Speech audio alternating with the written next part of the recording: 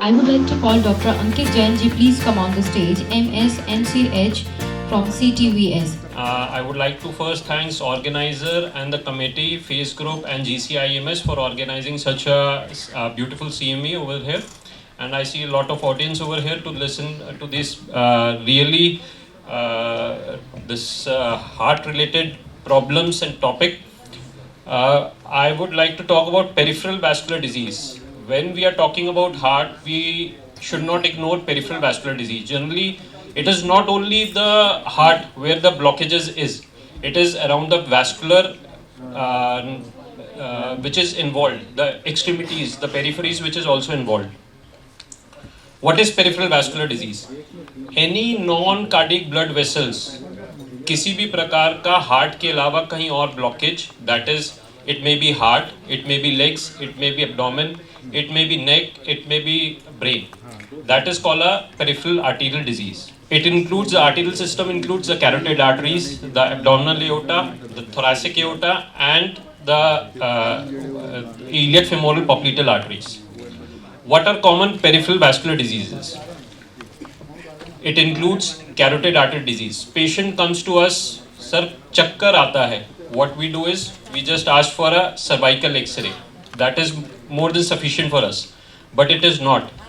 किसी भी पेशेंट को चक्कर आ रहा है, अगर हमने सिर्फ सर्वाइकल एक्सरे कराया है तो it may hamper, it may lead to some paralysis in near future. So what is the minimum basic investigation? अगर किसी पेशेंट को चक्कर आ रहा है, एक कैरोटिड डॉपलर कराना बहुत ज़रूरी है. अगर हम वो करा के किसी पेशेंट के स्टेनोसिस को इवेलुएट कर लेते हैं, then his life expectancy can be increased. Cold limbs, colour changes, पैर नीला हो जाता है. सब लोगों के पास पेशेंट आता है, ओल्ड एज, डायबिटीज़ की वजह से हो रहा है, सब चीज़ों के कारण हो रहा है. ठंड हो गई है, इसकी वजह से हो रहा है. It is not due to that. It is the blockage which is occurring in the lower limbs and it may cause bluish discolouration of the limbs. पैर सर नीला पड़ रहा है, उंगलियों की जो टिप्स हैं वो नीली पड़ रही हैं, तो इसके लिए मिनिमम इन्वेस्टिगेशन जो आपको कराना है कलर डॉपलर. इसमें अगर कोई भी प्रॉब्लम आती है, then there is a point कि जब वैस्कुलर सर्जन या कार्डियक सर्जन के पास आप इसको आगे रेफरल के लिए भेजें और आगे इसका इवैल्यूएशन करवाएं, जो धीरे धीरे अल्सर्स और गैंग्रीन में चेंज हो जाता है, जिसके लिए पेशेंट को एम्पुटेशन करवाना पड़ता है. Just a small skip of a lesion can cause to such big problems. जो स्वेलिंग पैर पर आ रही है, वेदर इट इज आर्टीरियल और venous, that has to be understood. Very basic test. हम पेशेंट की नब्ज देख के सिर्फ ये बता सकते हैं कि ये डिजीज आर्टीरियल है या वीनस है. पेशेंट को हाथ में स्वेलिंग आया, पैर में स्वेलिंग आया, आपने हाथ में radial artery, brachial artery feel करा, आप एक सेकेंड में ये बता सकते हैं उसका ब्लॉकेज कहाँ पे है. If the blockage is beyond brachial artery, उसका रेडियल अल्नर एब्सेंट हो जाएगा. And if it is above brachial तो पूरे हाथ में ब्लूइश डिस्कलरेशन, नंबनेस, कोल्डनेस, ये सब चीज़ें इन्वॉल्व रहेंगी. What are the investigations of choice? As I said, colour Doppler. Then comes CT angiography. CT angiography is the best test to evaluate कि कितना ब्लॉकेज है, कितना नहीं है. What are the medical management for this? Cessation of smoking. Smoking इतना बड़ा risk factor है इसके अंदर जो इन सब चीज़ों को increase करता है. Then comes diabetes, hyperlipidemia. And what is the management for this? Antiplatelet therapy. Then statins, as Dr. Prerath has already told about, lower lipid lowering agents. And diabetes and hypertension absolutely has to be controlled at any cost. Then comes surgical management. When is the surgical management? When there is a critical limb ischemia. Patient आपके पास complaint लेकर आएगी, बड़ी simple सी complaint होगी patient की कि sir मैं 100 कदम चलता हूँ, मुझे दर्द होता है, मैं बैठ जाता हूँ और मैं फिर चल पाता हूँ. That is a claudication pain. मैं रात में सोते सोते उठता हूँ, पैर लटका के बैठता हूँ बेड से, मेरा पैर दर्द ठीक हो जाता है. आपको पेशेंट ये हिस्ट्री देगा, स्पेसिफिक, वेरी स्पेसिफिक हिस्ट्री देगा कि मैं थोड़ी देर चला, मुझे पेन हुआ, मैं फिर बैठा, मैं फिर चला, मेरा पेन रिलीव हुआ. That is a claudication pain. मैं सोते सोते बेड से उठ गया, मैंने पैर लटका के थोड़ी देर रखा, मेरा दर्द ठीक हो गया, मैं फिर से सो गया. That is a rest pain. That is a sign of critical limb ischemia that needs urgent intervention, that is investigation as well as surgical intervention. What is the next thing which can occur? That there happens a gangrene, occurs a ischemic ulcer which cannot be healed by any kind of dressing, any kind of debridement. It needs only blood. जब तक उसके पास खून नहीं पहुंचेगा, that ulcer won't heal, that pain won't go. What are the common surgical procedures? Those are bypass grafting. Meerut पे जाम लगा था, हम मेरठ बाईपास से होकर आ गए. That is called bypass. एक नॉर्मल जहां ब्लड में ब्लॉकेज, एक पाइप में ब्लॉकेज था, हमने उस ब्लॉकेज को बाईपास करके एक नया ग्राफ्ट, एक नई वेसल तैयार कर दी, ताकि उससे ब्लड सप्लाई दूसरी जगह पूरी तरीके से पहुंचने लग गई.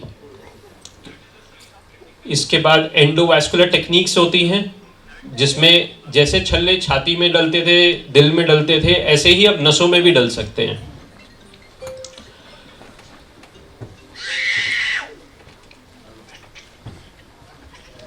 What is the post-operative complication? Reperfusion injury, infection, thrombosis. क्यों? हमने तो ब्लड सप्लाई पूरी कर दी है. जिस जगह गंदा खून रुका हुआ था इतने टाइम से, जब उसमें नया खून जाता है, तो जो पुराना गंदा खून रुका हुआ है वो टॉक्सिन्स रिलीज करता है बॉडी के अंदर, और वो एक रीपरफ्यूजन इंजरी कहलाता है. उसके कारण swelling, fever, ICU admissions, low BP, support of inotropic support, इन सब चीज़ों की रिक्वायरमेंट रहती है. Then myocardial ischaemia can occur just because of these things. जो toxins है, those are really bad and that can cause. But क्या हम ये करें, हम perfusion करें, हम patient को treat करें? Yes, absolutely. It can occur only in 10% of the population. Reperfusion injury can occur only in the 10% of the population. 90% will be saved. Amputation done, but then nothing has been done. Early revascularization can change the level of amputation. That means पैर काला पड़ गया, उंगली काली पड़ गई, हमने यहाँ से काट दी, उसे कोई फर्क नहीं पड़ रहा, कल को हाथ कटने से बच जाएगा अगर आप इसका अर्ली रिवैस्कुलाइजेशन के बारे में सोचेंगे तो. Importance of early detection and management and role of surgery will improve definitely the quality and limb salvaging. Thank you. Happy to take questions if anybody has.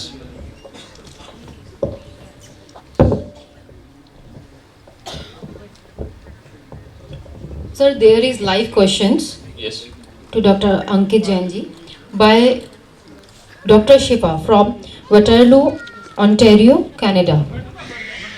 She is asking, what characteristics of chest pain make a cardiac cause less likely? Such as localized pain, sharp or stabbing nature, or pain reducible on palpation. See, any kind of chest pain should be first treated like you are managing a ischemic disease. There is no such things which can be taken into consideration, like it is a very layman term कि it is a non-specific chest pain, ये ठीक हो जाएगा, कुछ भी चीज़ें हैं. Any kind of pain that has been in chest, in any age group, it should be always and always taken care with almost all precautions, where everything needs ECG, biomarkers and further cardiology opinion. Which associated symptoms helps you rule out a cardiac cause of chest pain? Which associated symptoms, sorry? Helps you rule out of cardiac cause of chest pain. For example, absence of sweating, radiation to the left arm or jaw, or external worsening. These are the associated symptoms. I think you mean to ask what are the non-associated symptoms. That must be any history of trauma. Any history of trauma to the chest that excludes chest pain.